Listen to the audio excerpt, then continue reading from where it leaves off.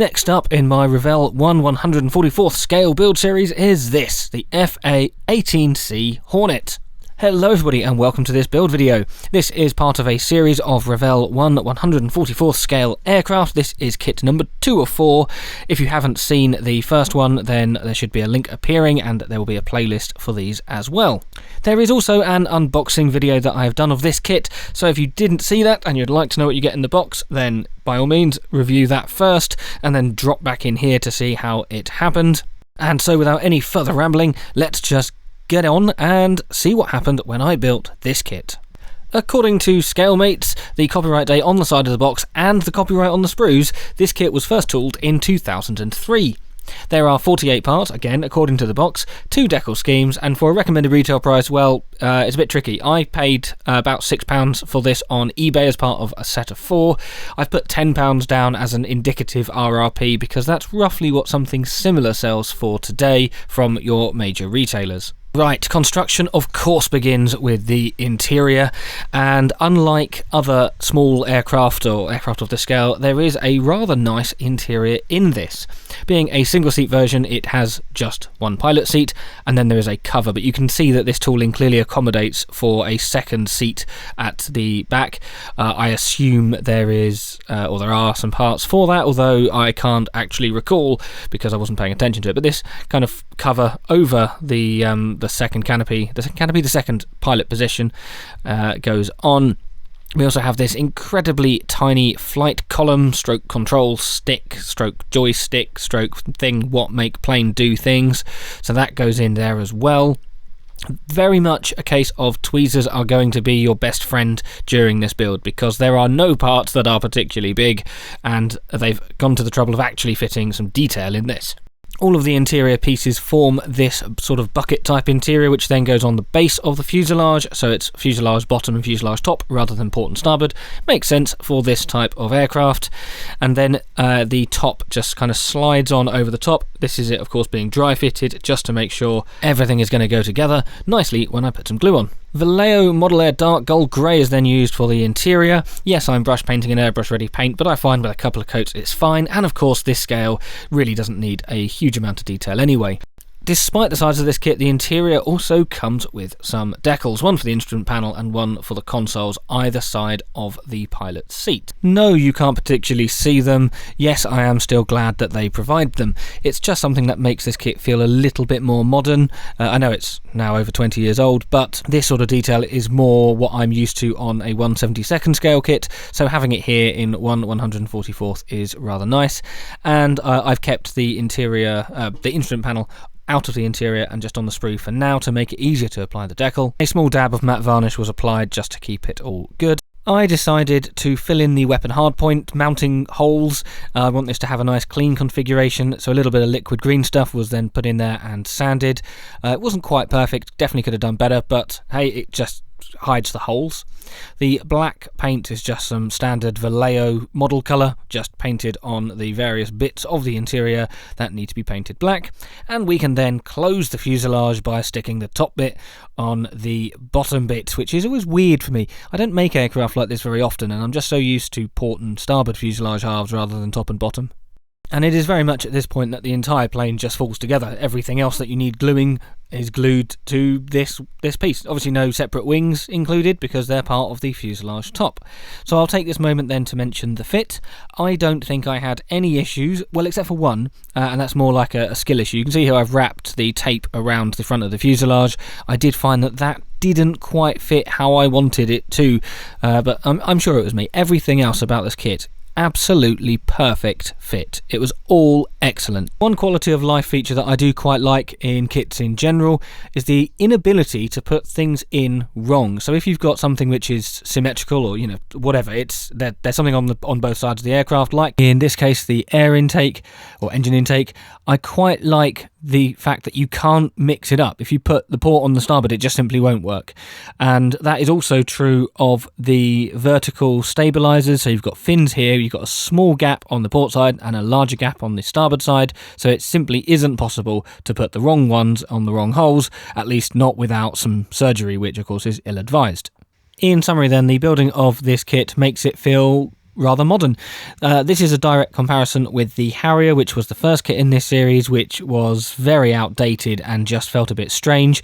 This one has lots of small parts, which, considering the scale, make it even smaller. It fits together nicely, it's got decent detail, and I didn't really have any problems with building it.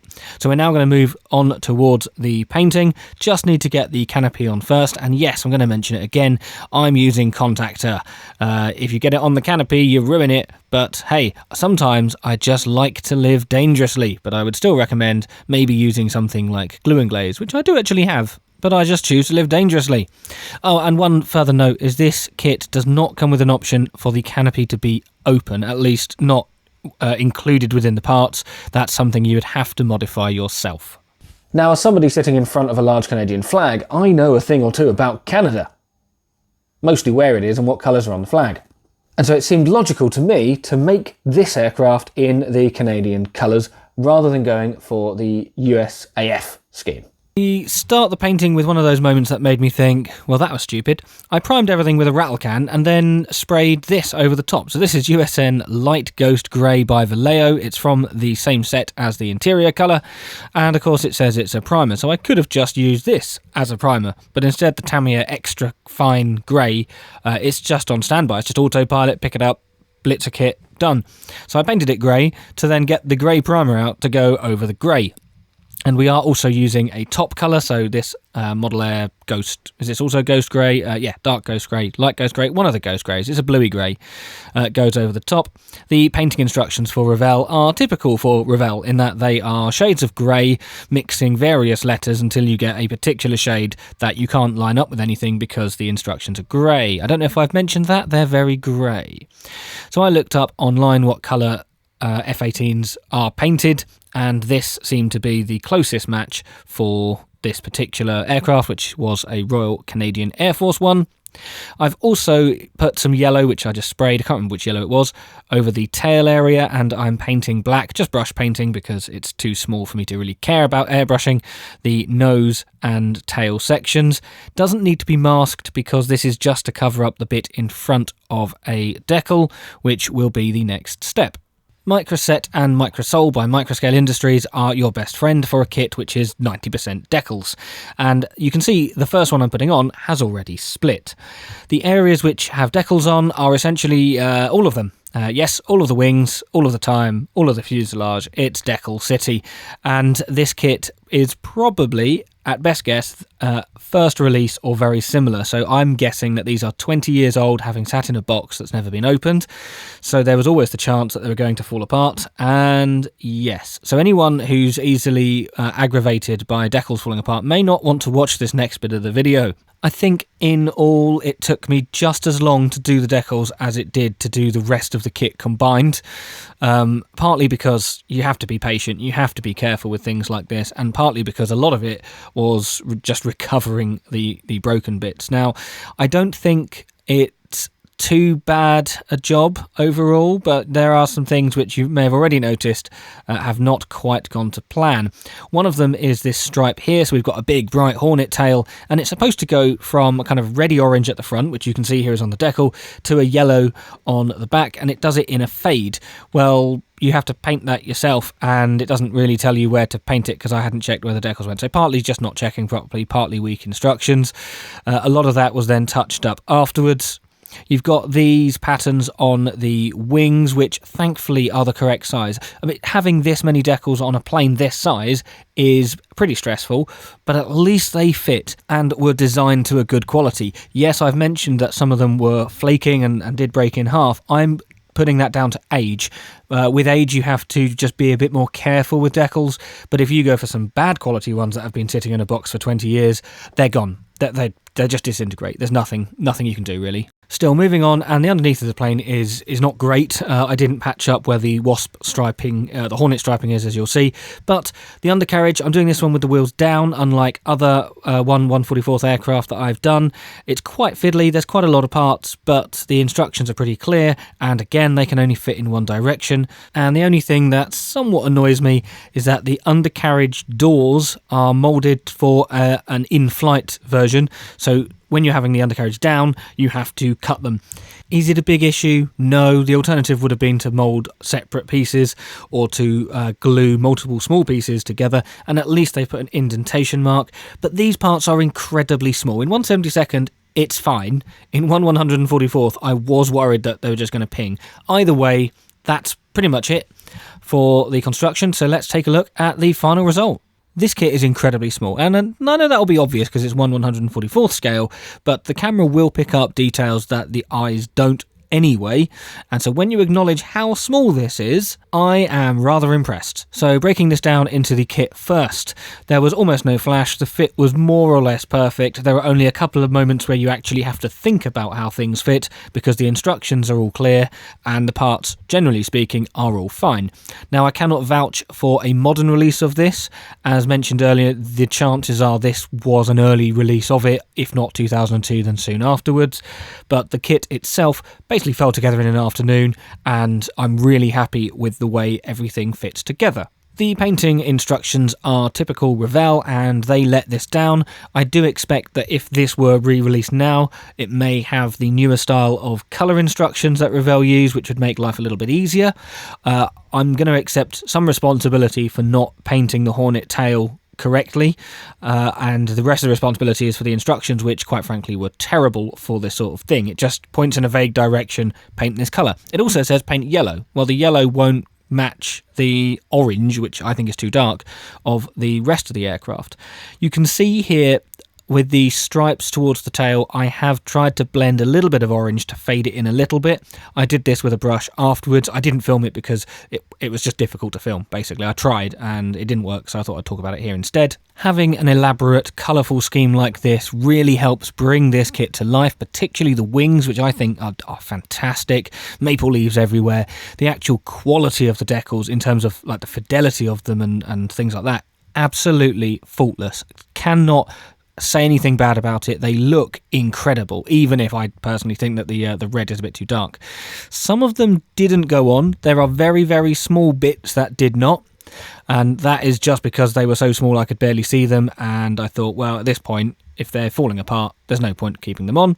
Yes, it would be nice if the bigger ones didn't fracture, but again, mentioning it again, I can't rule out that it's just age. I personally feel that any broken decal is because of the age that they'd been sitting in the box. Giving the aircraft a nice coat of gloss varnish and using plenty of microset and microsole did help make this experience a lot better. So that's my recommendation. If you're tackling a scheme like this, make sure you've got a decent decal solution and a nice glossy base to work with. The underneath of the aircraft I'm not showing in these photos because I did somewhat bodge it in terms of where the divide between the Hornet's tail and the grey is. There's a lot of yellow that can be seen on the grey. In the end, I thought I couldn't be bothered. It is a really easy thing to fix, and I probably should have done, but it's only ever going to sit on its wheels, so I gave up. That is not something I would recommend you do, but at the same time, unless you're making a model for a competition or a friend or commission or something, if it's your model, you can cut corners where you see fit. So, let me know what you think. Does this interest you as a kit? Have you made this? Have you tackled this scheme, or did you go for one of the easier ones? Would this scheme put you off based on the fact that it is 90% decal and 10% hope? I don't know. Let me know. Personally, I'm glad that I tackled this scheme. I was a bit dubious about it at first because I was just worried that all the decals would fall off and I'd be very upset. But it turns out I needn't have worried. I'm now very intrigued for the other two aircraft of this little build series that I am doing. We're going to check on one of them fairly soon and hope it's going to reach the standards of this. But I have a horrible suspicion that this is about as good as it's going to get for these four aircraft. But of course, the only way to find out is to build the other models. So if you haven't subscribed, then please do, because then you will see on your feed somehow when the next one of this series comes out in the next few months. If you liked the video, give it a like, give it a nice thumbs up. You can hit the notification bell if you want to be notified when a video goes live, and you can even become a channel member like these people appearing on screen who help me fill my house with kits and the internet with my voice. Thank you very much to those that are already a member and to anyone who wishes to join. But absolutely don't worry if you can't or don't want to, just watching this video is enough. So thank you as well. Thank everyone that has made it to the end of this video. I am now going to go and work on a kit slightly larger than this just to recalibrate my eyes before going back and tackling another small one in the future. Hopefully I will see you there. Goodbye.